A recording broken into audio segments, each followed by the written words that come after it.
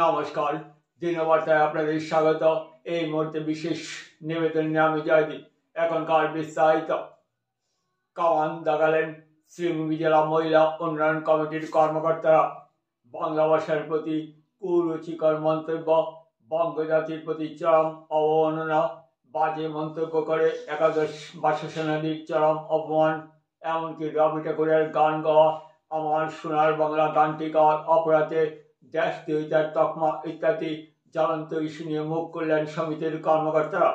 সমিতির পক্ষে পূর্ণিমা চৌধুরী সাংবাদিক ডেকে এনে পরিষ্কার ভাষায় বলেন যে কেন্দ্রীয় স্বরাষ্ট্রমন্ত্রী অমিত শাহ বাঙালি জাতিদের উইপুকা বলে সম্বোধন করেন, তা অতি ব্যথাদায়ক। উইপুকা বলে বাঙালিদের চরম অপমান করেন তিনি, যার বলা রাখে না। অন্যদিকে আইটি সেলের পক্ষে অমিত মালব্য উল্লেখ করেন সিলেটি ভাষা বাংলা ভাষা নয়। ওনার মন্তব্য সবারই আঘাত হেনেছে। কোনো কিছু সঠিকভাবে না জেনে হুট করে মন্তব্য মূর্খতার পরিচয়।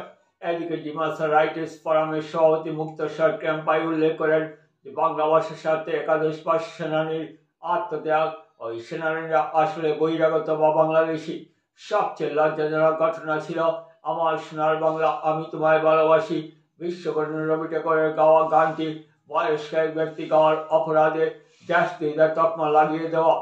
জাতি ভাষা একাদশ ভাষা সেনানী তথা রবি ঠাকুরের গান নিয়ে যারা বিদ্রুপ করেন তা নিয়ে নিন্দা ধিক্কার জানান তারা। বিচার বিবেচনা করে এ ধরনের মন্তব্য করতে তাদের প্রতি অনুরোধ জানান মহিলা সমিতির কর্মকর্তারা। পূর্ণিমা চৌধুরী এও বলেন একাদশ ভাষা সেনানী কুরুচিকর মন্তব্য করে চরম অবমাননা করেন ডিমাসা রাইটার্স ফোরামের সভাপতি মুক্তেশ্বর ক্যাম্পাই। কিন্তু তার বিরুদ্ধে সরকার এখনো পর্যন্ত কেন কড়া ব্যবস্থা গ্রহণ করেনি সরকারের যে প্রশ্ন উত্থাপন করেন তার। বিশ্বকর্মী রবি ঠাকুরের আমার সোনার বাংলা গানটি পরিবেশন করলে দেশদ্রোহিতার তকমা লাগিয়ে দেওয়া হয়, তাহলে কলকাতার দেশের চিন্তাবিদ প্রধানমন্ত্রী সবার সামনে রবি ঠাকুরের আমার সোনার বাংলা গানটি উপস্থাপন করেছিলেন। যেহেতু প্রতিবাদী বাঙালিরা অবমানিত, তাই এক ছাতার নিচে সবাইকে এক হয়ে আসার আহ্বান জানান তারা। জাতি বাংলা ভাষার শহীদ এবং অতি সম্প্রতি বিশ্ববরেণ্য বিশ্বকবি রবীন্দ্রনাথ ঠাকুরের রচিত আমার সোনার বাংলা গানটি নিয়ে গাওয়ার অপরাধে যে দেশদ্রোহিতার তকমা লাগানো হয়েছে, এই কয়েকটি বিষয়ের পরিপ্রেক্ষিতেই আজকে সাংবাদিক ভাইদের মুখোমুখি হয়েছি। আমরা দীর্ঘদিন থেকে লক্ষ্য করছি যে ভারতবর্ষ শ্রী চৈতন্য যিনি একজন বাঙালি ছিলেন, মহাপ্রভু আমরা যাকে বলি, সমগ্র বিশ্বকে ভ্রাতৃত্ববোধে ঐক্যবোধে হিন্দু মুসলিম নির্বিশেষে সকলকে এক করার জন্য দাঁড়িয়েছিলেন। যে বিবেকানন্দ বিশ্বকে ভ্রাতৃত্ববোধে আবদ্ধ করেছিলেন, এরা সবাই বাঙালি। আমরা নেতাজি, বাঘাযতীন, বিপিন পাল, অরবিন্দ ঘোষ তাদেরকে তো তারা তো আছেনই, কিন্তু যারা বিশ্বকে ভ্রাতৃত্ববোধে আহ্বান করেছিলেন, সেই জাতি, সেই জাতির ভাষা, সেই জাতির সংস্কৃতি আজ প্রশ্নের মুখে। আজকে সেই সংস্কৃতি প্রচার করতে গেলে, সংস্কৃতি মুখে উচ্চারণ করতে গেলে আজকে দেশদ্রোহিতার তকমা লাগানো হচ্ছে। প্রথমেই আসি আমাদের মহামান্য স্বরাষ্ট্রমন্ত্রী শ্রী অমিত শাহ মহাশয় এক বক্তব্যে বলেছিলেন উইপুকা, বাঙালি জাতিকে উইপুকা। তারপরেই আসি আর একজন আইটি সেলের মুখ্য পণ্ডিত, যে তিনি বলেছেন যে সিলেটি ভাষা নাকি বাংলা ভাষা নয়। তারপর আসি আমরা এই সরকারের প্রত্যেক পণ্ডিত ব্যক্তিদের ভাষা, সাহিত্য, সংস্কৃতি, জাতি, বর্ণের প্রতি তাদের যে কতটুকু জ্ঞান, তাদের প্রতি যে কতটুকু সম্মানবোধ, তাদেরকে ভ্রাতৃত্ববোধে বেঁধে রাখার যে তাদের প্রয়াসটা অপপ্রয়াস, তারই পরিপ্রেক্ষিতে একটি সম্প্রতি ক্যাম্পাই মহাশয়ের যে উক্তি 1961 সালের 11 শহীদকে তিনি বলছেন এরা বহিরাগত, এরা বাংলাদেশি। ধিক্কার জানায়। তিনি নাকি রাইটার্স ফোরামের সভাপতি, যিনি সংস্কৃতি জানেন না, ভাষার ইতিহাস জানেন না, যে বাংলা ভাষার জন্য শহীদ হয়েছে 61 সনে, আর বাংলাদেশের জন্ম হয়েছে 71 সালে। এরা এইসব পদে থাকেন কি করিয়া? এই রাইটার্স ফোরামের কি যোগ্যতা? যে তার মতো ব্যক্তিকে বলা হয়েছে, তিনি বসানো হয়েছে সভাপতির আসনে। আমরা যদি ভুল না করি, সেই বাংলা ভাষা ডিমাসা কাছাড়ি বা অন্যান্য আরও অনেকের রাজভাষা ছিল, সেই ভাষাকে আজকে বলা হচ্ছে দেশদ্রোহী ভাষা, বহিরাগত ভাষা, নানান রকম কুৎসামূলক। এবং সবচেয়ে লজ্জাজনক লাগে যে করিমগঞ্জ জেলার নামটা বদলে কিছুদিন আগেই ক্যাবিনেটে পাস হয় সেটা শ্রীভূমি হবে, এবং আমাদের সমস্ত জেলার বিভিন্ন দোকানপাট, অফিস আদালত, শিক্ষা প্রতিষ্ঠানে জেলা এবং আমাদের সংগঠনের জেলা শ্রীভূমি লেখা হচ্ছে। কে বলেছিলেন করিমগঞ্জকে শ্রীভূমি, সুন্দরী শ্রীভূমি? বিশ্বকবি রবীন্দ্রনাথ। সেই বিশ্বকবির একটি গানের এক লাইন, আমার সোনার বাংলা আমি তোমায় ভালোবাসি, এক ভদ্রলোক কংগ্রেসের এক সভায় গেয়েছিলেন কেন? কারণ বাঙালি জাতি হিসেবে, বাংলা ভাষাভাষী হিসাবে এই যে সাম্প্রতিক ঘটে যাওয়া অমিত শাহর মন্তব্য, মালব্যর মন্তব্য, ক্যাম্পের মন্তব্যে মানুষের মনের মধ্যে, চেতনার মধ্যে, মগজের মধ্যে একটা ক্ষোভ, একটা উদ্বেগ, একটা যন্ত্রণা প্রতিনিয়ত কাজ করছে। আমার ধারণা তারই পরিপ্রেক্ষিতে 87 বছরের বৃদ্ধ নিজের ভাষাকে, নিজের সংস্কৃতিকে, বিশ্বকবিকে সম্মান জানাতেই হয়তো এক লাইন গানটি গেয়েছিলেন। এখানে কোথায় অপরাধ? আমরা দেখছি ফেসবুকে নানানভাবে দেখানো হচ্ছে। মহামান্য প্রধানমন্ত্রী পশ্চিমবঙ্গের একটি সভায় পশ্চিমবঙ্গে বলেছিলেন, আমার সোনার বাংলা আমি তোমায় ভালোবাসি। যে গানটি মহামান্য প্রধানমন্ত্রী গাইলে দেশদ্রোহী বলা হয় না, সেখানে অন্য একটি রাজনৈতিক দলের কর্মী তার রাজনৈতিক সভায় গাইলে পরে তাকে দেশদ্রোহী বলা হয়। আমরা জানি না এর বিচার কে করবে। কোথায় গাইলে একটি গান বিশ্বকবিকে সম্মান জানানো হবে, আর কোথায় গাইলে বিশ্বকবির একটি গান যে গাইবে তাকে দেশদ্রোহী তকমা দেওয়া হবে, তাকে জেলে পুরার কথা বলা হবে? অবাক লাগে। আমি মহামান্য সরকারের কাছে এবং কেন্দ্রীয় সরকারের কাছে আবেদন রাখছি, এবং সমস্ত রাজনৈতিক দলের কাছে আবেদন রাখছি, আপনারা রাজনীতি করুন। রাজনীতি, আমরা কলেজে পলিটিক্যাল সায়েন্সে পড়েছি, রাজনীতি রাজার নীতি, অর্থাৎ জনগণকে সুস্থভাবে, সঠিকভাবে ভরণ পোষণ, আশ্রয়ের নিরাপত্তা দেওয়ার জন্য যে নীতি নেওয়া হয়, দেশের সুরক্ষার জন্য, সার্বভৌমত্ব রক্ষার জন্য যে নীতি, সেটাই রাজার নীতি। এবং সেই রাজার নীতিকেই আজকে রাজনীতি বলা হচ্ছে।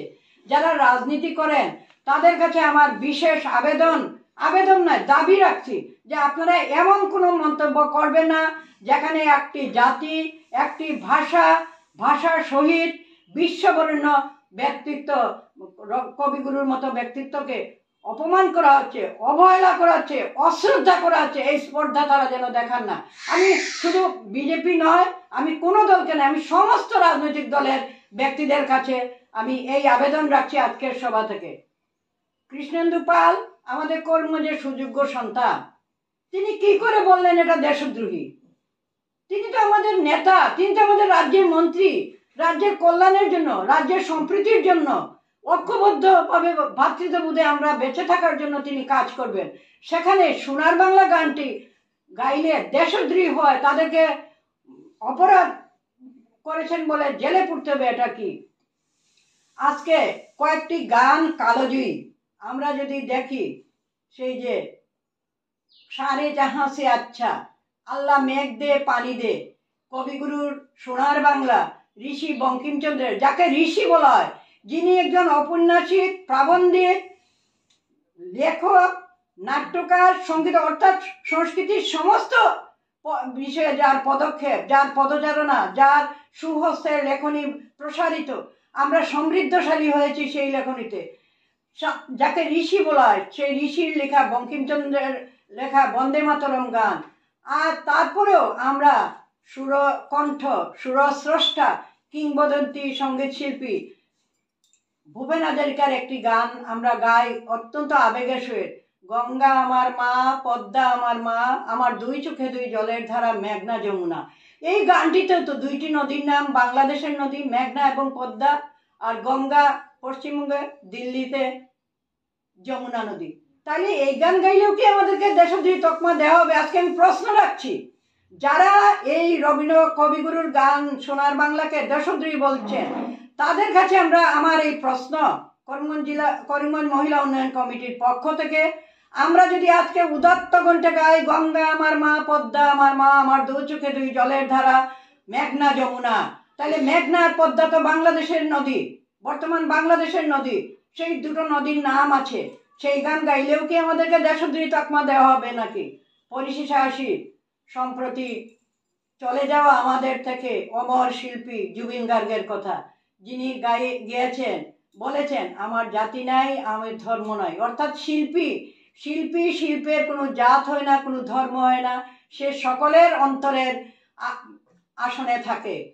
সেই জুবিন গার্গে, সেই ভূপেন হাজারিকা, সেই লক্ষ্মীনাথ বেজবরুয়ার জন্মভূমি আসাম রাজ্যে আজকে কবিগুরুর গানকে বলা হচ্ছে গাইলে দেশদ্রোহী।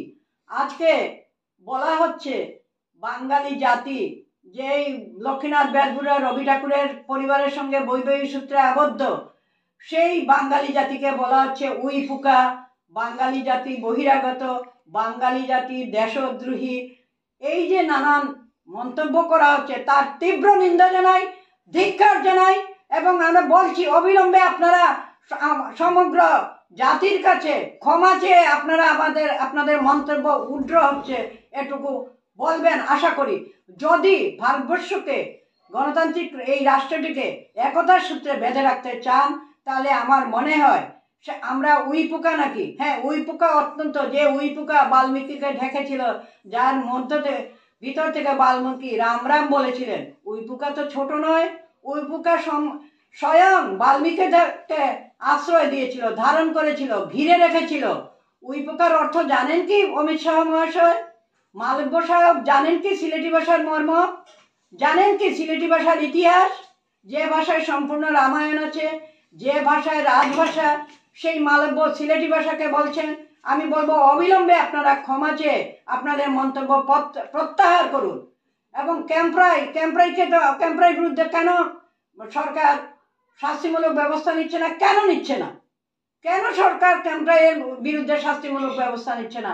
আমরা দাবি জানাচ্ছি অবিলম্বে রাইটার্স ফোরামের, বিমর্ষা রাইটার্স ফোরামের সভাপতি মাননীয় ক্যাম্প্রাই মহাশয়কে, আমি মাননীয় বলছি, আমি তো তাকে অপমান করব না, কিন্তু আমি বলছি সেই পণ্ডিত মহাশয়কে জেলে পুরা হোক, তাকে শাস্তি দেওয়া হোক।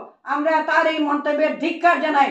যারা ভাষার জন্য 11টি শহীদের তাজা রক্ত বলিদান দিয়েছিলেন, সেই শহীদদের তিনি বহিরাগত বলছেন, তিনি বাংলাদেশি বলছেন। যিনি ইতিহাস জানেন না, একটা সাহিত্যের, একটা সংস্কৃতি, একটা ভাষা, তিনি কিভাবে এই পদে আসীন হন? এবং সোনার বাংলা গানটি গাওয়ার জন্য দেশদ্রোহী তকমা দেওয়া হয়েছিল, যে শব্দটি, অবিলম্বে এই শব্দটি যেন প্রত্যাহার করা হয়। আমরা করিমগঞ্জ মহিলা উন্নয়ন কমিটি আজকে এই সাংবাদিক সম্মেলনের মাধ্যমে সমাজের কাছে আবেদন রাখছি, এবং সমস্ত, আমি গণতান্ত্রিক রাষ্ট্রে একটি জাতি বা একটি ভাষা সমৃদ্ধি হলেই সেই ভাষা সমৃদ্ধ হবে না, জাতি সমৃদ্ধ হবে না।